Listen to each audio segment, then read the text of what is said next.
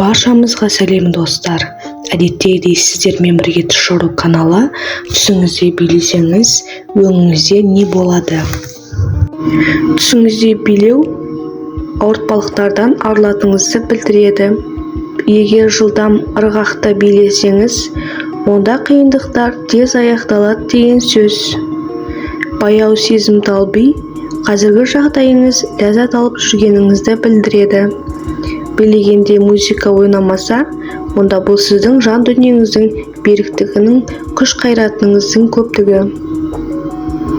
Енді түсіңізде кіммен билегеніңізге мән беріңіз.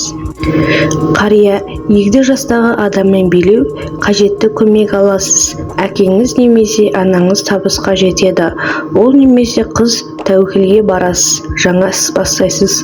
Балаңыз айырылысу, құрбыңыз бос өсек, күйеу бала келін, көңіліңіз түседі, ашуланасыз. Түсіңізде билеп, жұрттың көңілін өзіңізге аударсаңыз, онда тәуекелге барып, үлкен табысқа қол жеткізесіз деген сөз.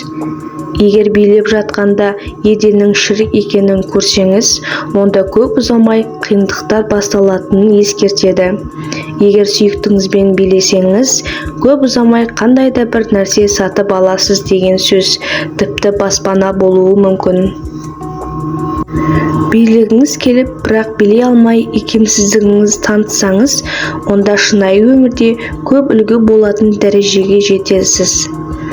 Егер сүйіктіңізбен айырылысқан болсаңыз, онда мұндай түс көп ұзамай қайта қосылатыныңызды білдіреді. Қайтыс болған адаммен билесеңіз, көп ұзамай еңбектеніп тер төгуге тура келетінін ескертеді. Басшыңызбен билесеңіз, онда жұмыста абай болыңыз, басшылық сізге көз қырын салып жүр.